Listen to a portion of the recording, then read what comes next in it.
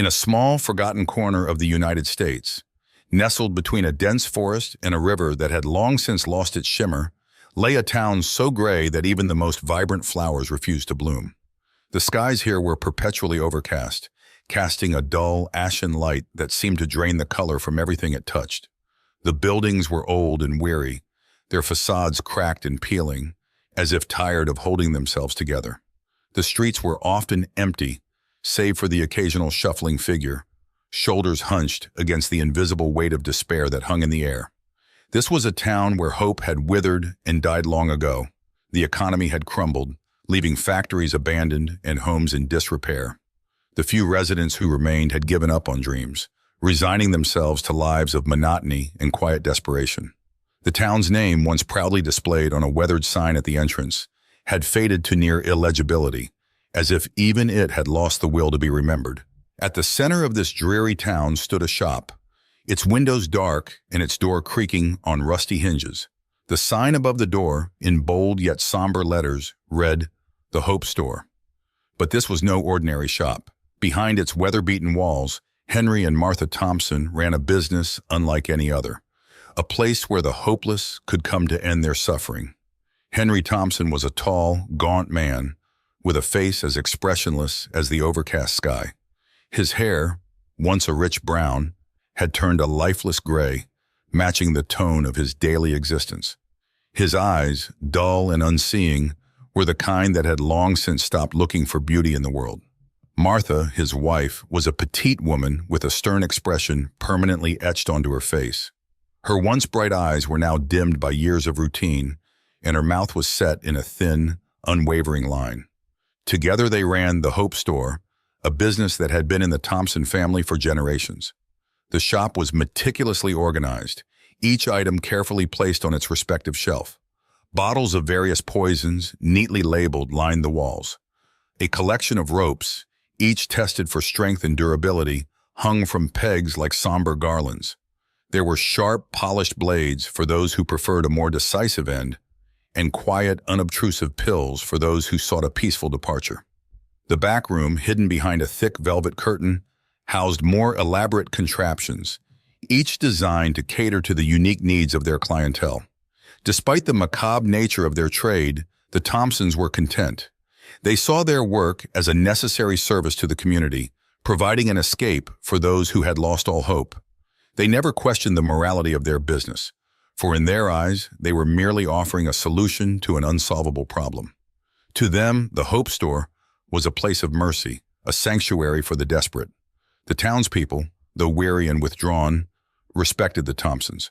They spoke of Henry and Martha in hushed tones, recognizing the couple as the keepers of a solemn, unspoken promise, an end to suffering should it become unbearable.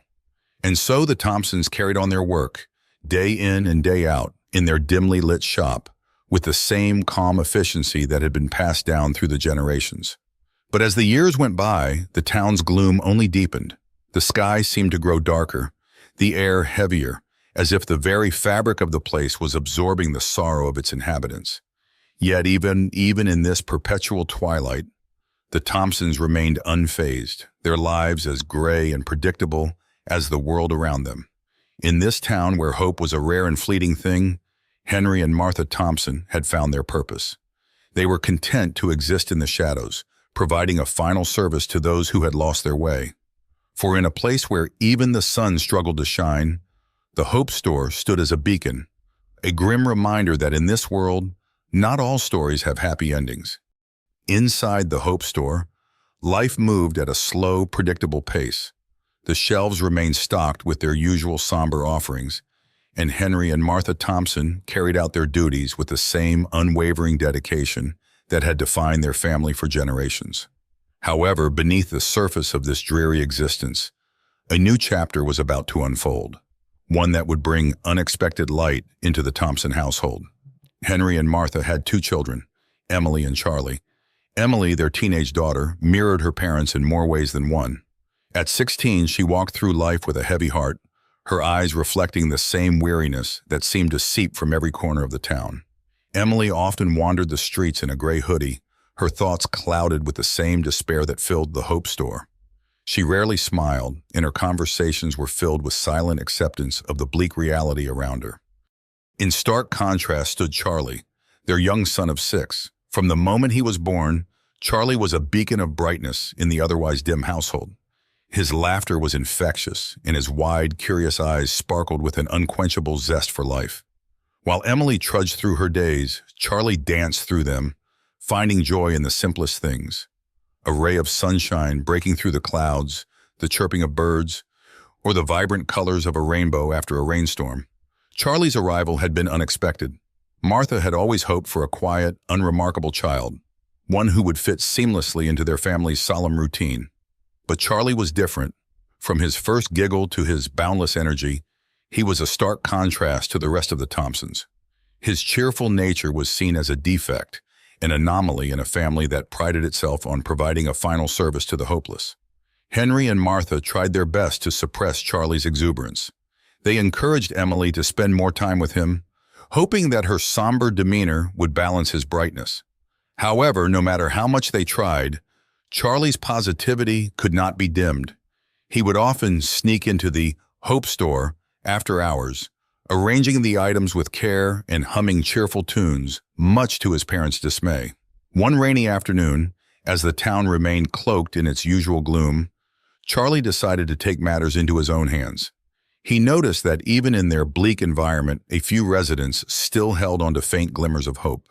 Determined to spread his positivity, he began small acts of kindness around the town. He would leave colorful drawings on doorsteps, sing songs to lift the spirits of weary passers-by, and share stories that made people smile. At first, the townspeople were confused by these sudden bursts of joy. They had grown so accustomed to the grayness that Charlie's actions seemed almost surreal. Slowly, however, his efforts began to make a difference. Neighbors who had long resigned themselves to their sorrow found themselves laughing at his antics. Children started playing in the streets again, and adults began to engage in conversations they had long abandoned. Emily watched her brother with a mixture of frustration and awe. She couldn't understand why Charlie was so determined to change their world. "Why do you do that, Charlie?" she asked one evening as they sat together under the dim light of their home. Charlie looked up at her with his usual bright smile. "Because everyone deserves to be happy, Emily. Even Mom and Dad." His words struck a chord deep within her. For the first time in years, Emily felt a flicker of something she couldn't quite name. It was as if Charlie's unwavering belief in happiness was slowly melting the ice around her heart. Meanwhile, Henry and Martha began to notice subtle changes in their own lives. The constant burden of their work seemed to lift ever so slightly, and they found themselves sharing moments of genuine conversation and even laughter. They couldn't quite explain it, but Charlie's presence was stirring something they thought had long been lost. One evening, as the family gathered for dinner, Charlie brought out a bouquet of wildflowers he had picked from the nearby forest. The bright colors were a stark contrast to the usual muted tones of their home. "Look, Mom and Dad, these are for you to make your day a little brighter." Henry and Martha exchanged a glance, their eyes reflecting a mix of surprise and something unfamiliar, perhaps hope. For the first time in a long while, they felt a warmth that went beyond the mere act of providing their usual services. As the days turned into weeks, Charlie's positive energy continued to ripple through the town. The Hope store remained open, but its atmosphere began to change. Conversations with customers became less about despair and more about finding reasons to keep going. The Thompsons started to see that their son's optimism was not a defect, but a gift, a way to bring light into a place that had forgotten how to shine. In a town where gloom was the norm, Charlie Thompson was an unexpected arrival who began to rewrite the story of hope and happiness, one smile at a time. As the years passed, Charlie Thompson grew from a lively child into a vibrant young boy, his energy and optimism undimmed by the bleakness of the town or the somber atmosphere of the Hope store. Now 8 years old, Charlie was known by everyone in town as the boy who could bring a smile to even the most despairing soul.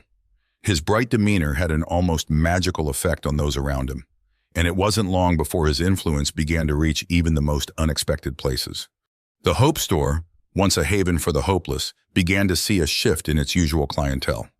Customers who came through its creaky door, expecting the usual grim atmosphere, were instead greeted by Charlie's infectious grin and a warm, welcoming presence that seemed entirely out of place. Henry and Martha, who had grown used to the steady stream of customers seeking an end to their misery, started to notice something strange happening. It began with small changes, customers lingering a little longer, their hands hovering over the items on the shelves but never quite picking them up. They would strike up conversations with Charlie, who was always eager to chat, and leave the store with a faint smile, empty-handed but somehow lighter in spirit. The first time it happened, Henry dismissed it as a fluke, but then it happened again and again until it became a regular occurrence. One afternoon, a man named Mr. Grayson entered the store, his face etched with years of sadness. But today, something was different. As he approached the counter, Charlie was there, stacking some colorful stones he had collected from the river. "Hi, Mr. Grayson," Charlie beamed up at him, holding out a particularly shiny stone. "Look at this one. Isn't it cool? It's like it's filled with a tiny universe." Mr. Grayson paused, taken aback by the boy's enthusiasm. He reached out and took the stone, examining it closely. For a moment, he forgot why he had come to the store in the first place. The sadness that had weighed him down for so long seemed to lift just a little as he looked into Charlie's hopeful eyes. "Thank you, Charlie," Mr. Grayson said quietly, his voice softer than usual. He slipped the stone into his pocket, turned, and walked out of the store without buying anything. Henry, who had been watching from behind the counter, frowned as he noticed the man leaving empty-handed. But as more customers left in a similar manner, Henry and Martha began to realize that Charlie's influence was growing stronger with each passing day. What was once a steady flow of business was now dwindling, and the store's profits started to decline. But it wasn't just the business that was changing. Henry and Martha were changing too. The couple, who had spent their entire lives surrounded by despair, found themselves feeling something they hadn't felt in years: doubt. One evening, as the sun dipped below the horizon, casting long shadows across the town, Henry and Martha sat in the back room of the store. The ledger lay open on the table, the numbers stark and unyielding. Business was down, and it was clear that something had to change. But what troubled them more was the strange sensation that had been creeping into their hearts. A sensation they couldn't quite put into words. "Henry," Martha began, her voice tinged with uncertainty, "have you noticed that things don't feel the same anymore?" Henry nodded slowly, his brow furrowed in thought. "I've noticed. It's Charlie. He's different. He makes people feel better." Martha glanced out the window, where the last rays of sunlight were fading into the night. "I used to think that what we were doing here was important, that we were helping people. But now, I'm not so sure." Henry leaned back in his chair, the weight of her words sinking in. For so long, they had believed that their shop provided a necessary service, a way for those who had lost hope to find peace. But as Charlie's influence spread, they began to see that maybe, just maybe, there was another way, a way that didn't involve offering people an end, but a new beginning. The change in the air was subtle but undeniable. Henry and Martha started to question the very foundation of their lives. What if they had been wrong all these years? What if there was more to life than simply existing in a perpetual state of gloom? The idea frightened them, but it also intrigued them. They found themselves lingering in conversations with Charlie, listening to his stories, and feeling a warmth that they hadn't felt in decades.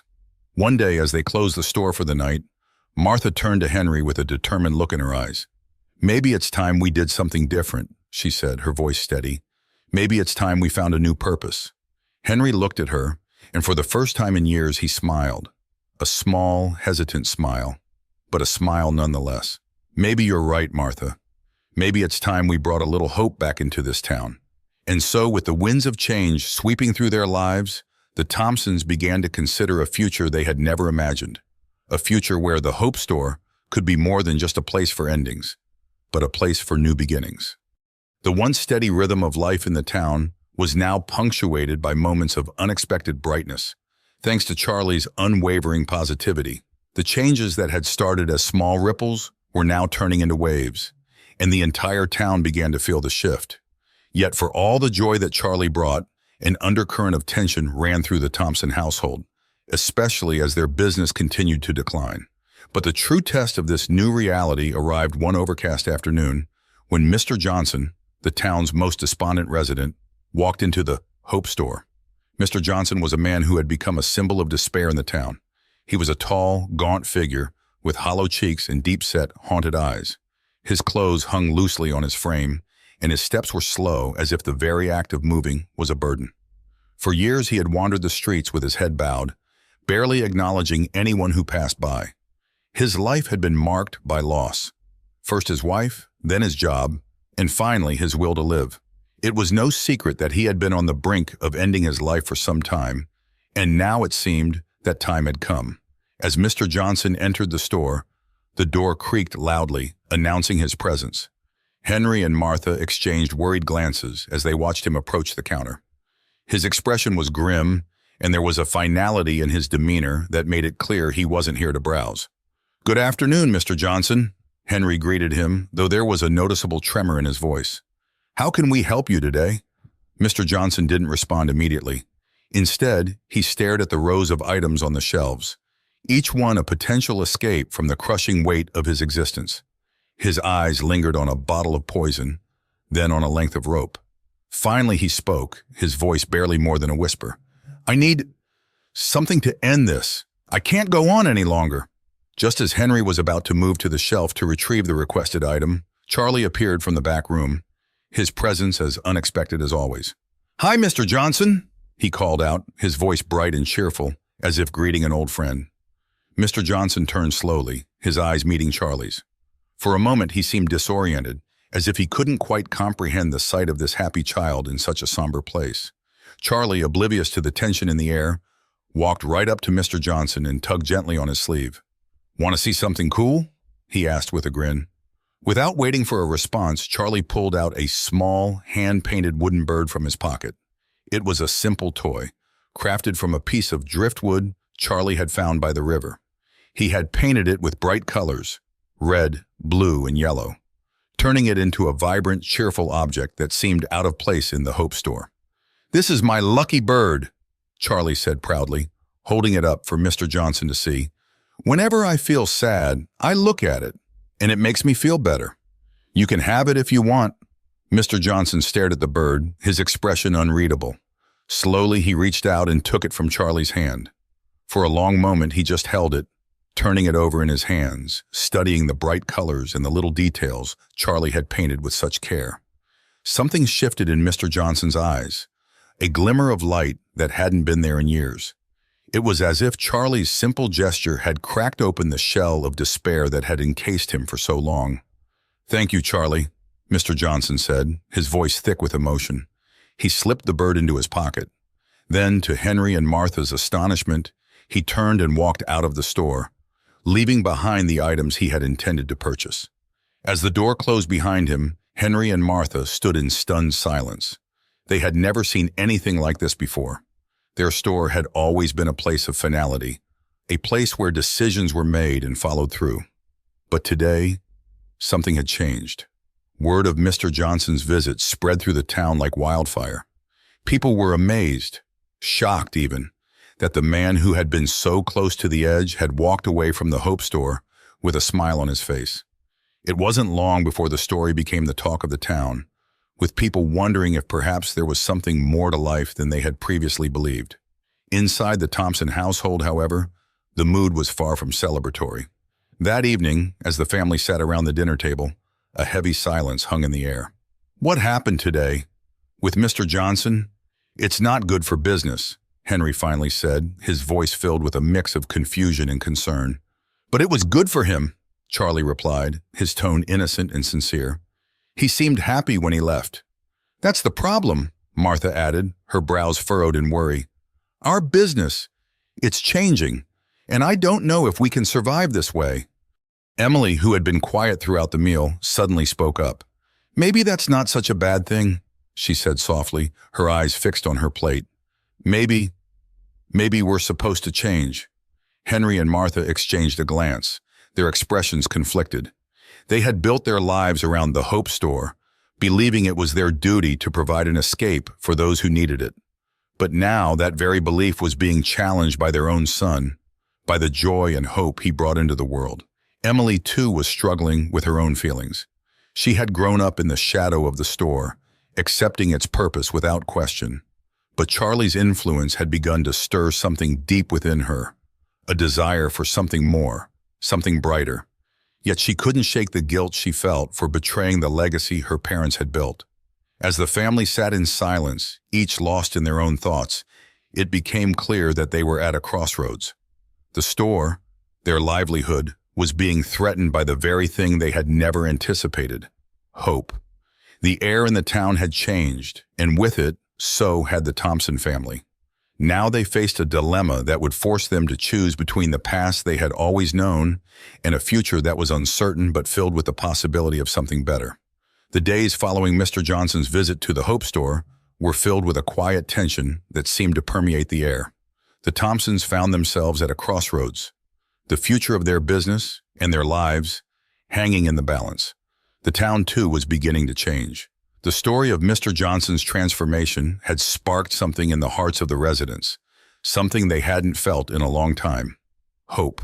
One evening, as the family gathered in their small living room, Henry and Martha knew a decision had to be made. The store that had been their livelihood for generations was no longer what it once was. Business had continued to decline, but more than that, the very purpose of the store was being questioned, not just by the townspeople, but by the Thompsons themselves. Charlie, oblivious to the weight of the decision, was playing with a set of wooden blocks on the floor, building towers and knocking them down, only to build them up again with a cheerful determination. Emily sat nearby, watching him with a thoughtful expression. She had always been the quiet, melancholic one, but lately she had found herself drawn to the simplicity of Charlie's joy. Finally, Henry cleared his throat, breaking the silence. "We can't keep going like this," he said, his voice heavy with resignation. "The store, it's not what it used to be." Martha nodded in agreement, though her eyes were filled with uncertainty. "But what do we do, Henry? This is all we've ever known." Emily looked up from her place on the floor, her voice soft but firm. "Maybe it's time for something new. Maybe we don't have to keep doing things the way they've always been done." Henry and Martha exchanged a glance, their hearts heavy with the weight of change. They had spent their entire lives providing a service they believed was necessary, but now they were beginning to see that perhaps there was another way, a way that didn't involve ending lives, but enriching them. Charlie, sensing the seriousness of the conversation, looked up from his blocks. "We could make the store happy," he suggested with a bright smile. "We could sell things that make people smile, like my lucky bird." His innocent words sparked an idea in Henry's mind, one that seemed almost too radical to consider. But the more he thought about it, the more it made sense. What if we did change the store?" he mused aloud. "What if we turned it into a place that brings hope instead of despair?"